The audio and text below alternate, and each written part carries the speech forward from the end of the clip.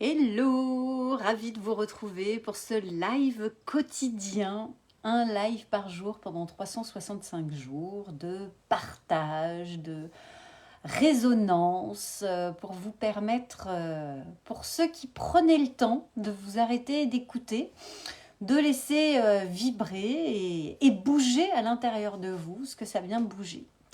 Pour ceux qui ne me connaissent pas, je suis Julie Girard, coach d'affaires au service de la qualité de vie du dirigeant et de ses équipes.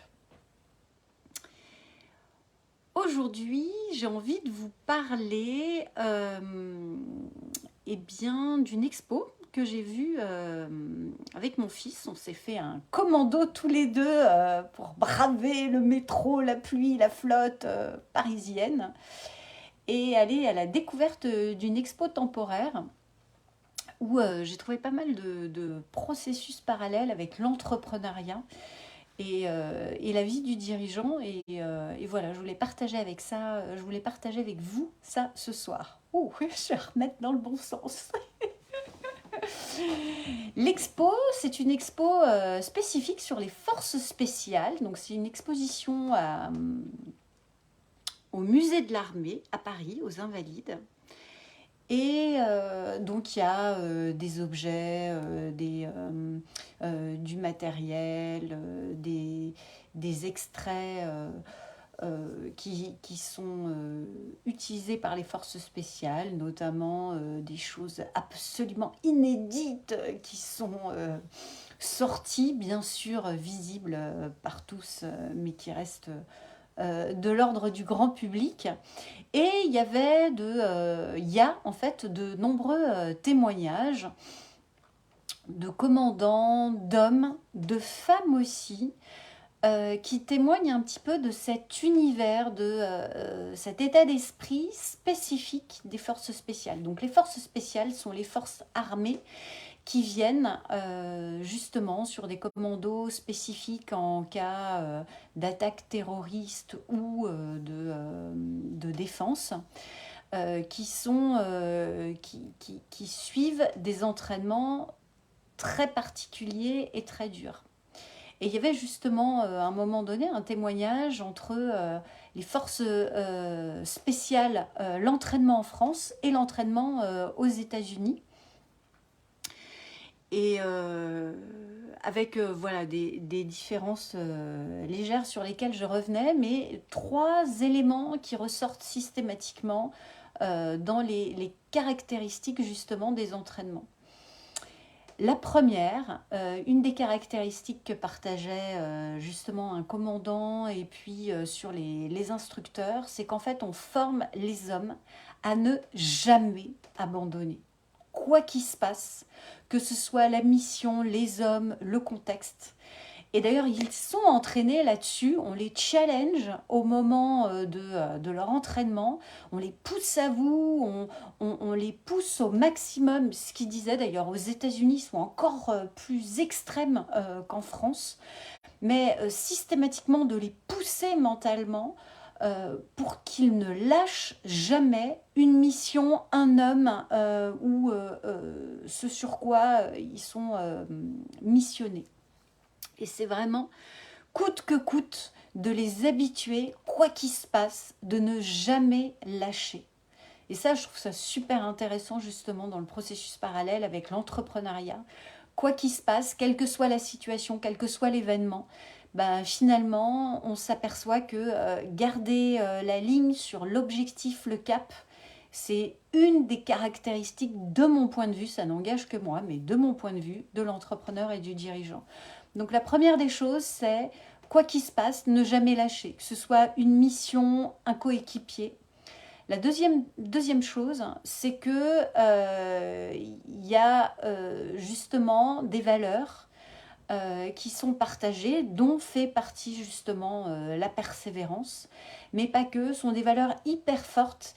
Et ce qu'expliquait justement ce commando-là, cet homme-là, c'est que quelle que soit la culture, quelle que soit la langue, quelle que soit l'origine de l'homme, il y a ces valeurs qui ressortent systématiquement et qui font que finalement, ça devient un vrai levier de communication. Et ça, je trouve ça super intéressant parce que ce que j'observe, c'est qu'en entreprise, ce qui fait la différence, c'est les valeurs avec lesquelles les équipes, le dirigeant, les partenaires, mais aussi les clients partagent. Et bien souvent, c'est ce que je vois aussi dans l'évolution de l'entreprise.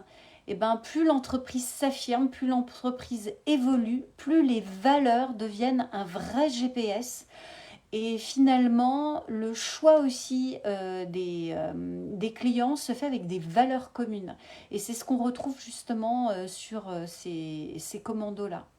Donc la persévérance, des valeurs comme un socle, comme une ADN, une forte adaptabilité parce que effectivement, il faut s'adapter en permanence. Il y a une préparation qui se fait au moment de l'entraînement. Mais la vie, il y a parfois un changement de météo, parfois un changement de matériel sur lequel il faut s'adapter. En fait, pas réfléchir et s'adapter en permanence. Et ça aussi, je trouve que c'est une belle métaphore avec la vie entrepreneuriale parce que on a beau faire des plans, un business plan, des objectifs, une stratégie marketing, briefer les équipes et en vrai, la vie entrepreneuriale, c'est une adaptabilité permanente.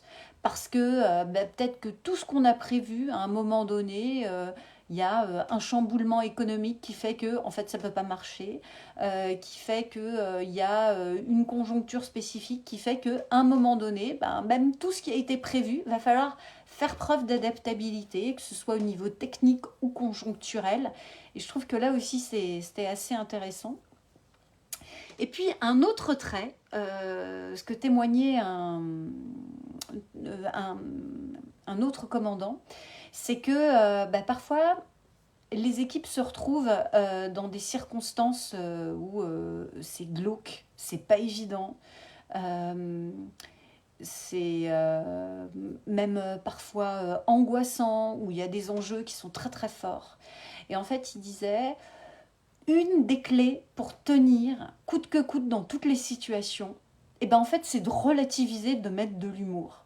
Et il dit, et ça, c'est super important en permanence, d'être dans cette capacité à relativiser les choses et à mettre de la légèreté. Parce que tellement parfois, c'est lourd et c'est pesant que s'il n'y a pas cette petite pointe à un moment donné de fun, de dérision, d'humour, pour pouvoir justement finalement relâcher un peu la pression, ça permet justement de mieux gérer cette adaptabilité, cette concentration. Et ça aussi, je trouve que c'est super important dans le business, d'être focus, d'être concentré, mais aussi à certains moments de faire preuve de dérision, d'humour, de fun,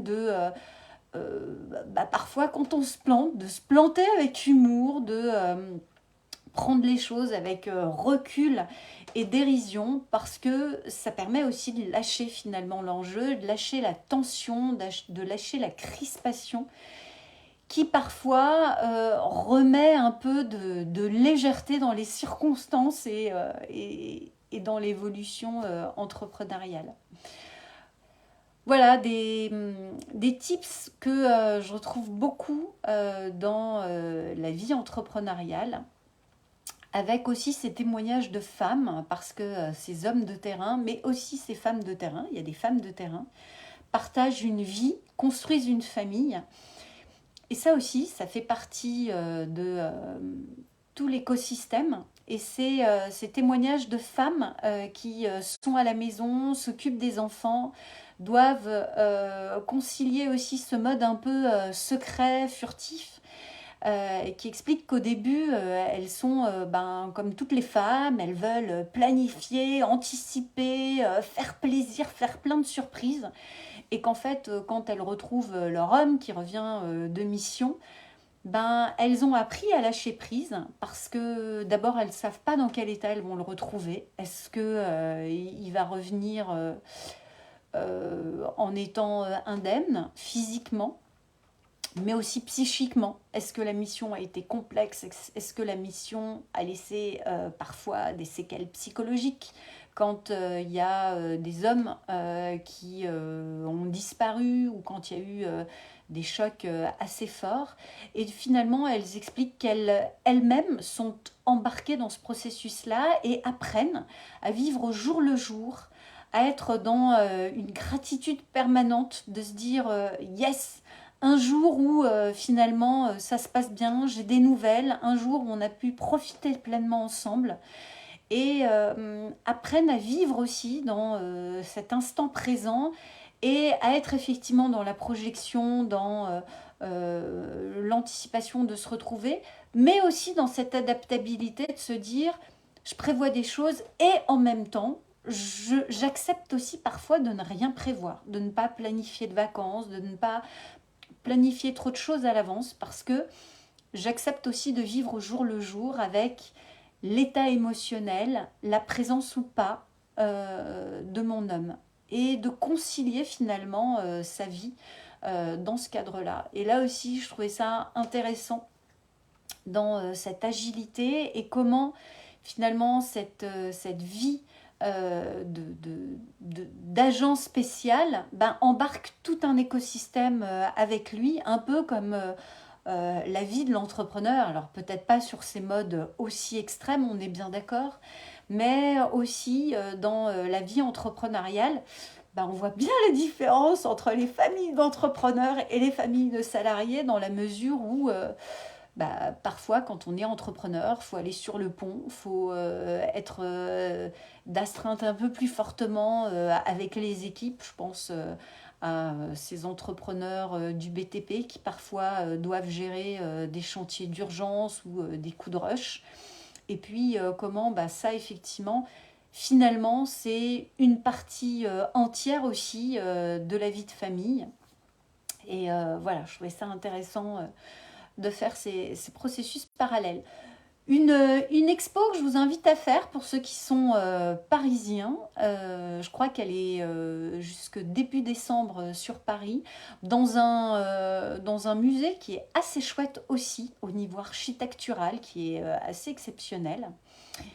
Et voilà, ça fait du bien de rentrer dans ces univers-là, de comprendre aussi ces mindsets qui sont des mindsets, une fois de plus, un peu de l'extrême, mais on peut retrouver aussi dans ces mindsets de l'entrepreneur. Parce que pour moi, l'entrepreneur, c'est une énergie à 100%, c'est un mindset quand même de résilience, d'adaptabilité, de créativité, mais aussi de dérision et de prise de recul. Et ça, ça fait du bien aussi, c'est tellement important dans la vie entrepreneuriale de rebondir là-dessus et puis de regarder les choses avec fun et légèreté.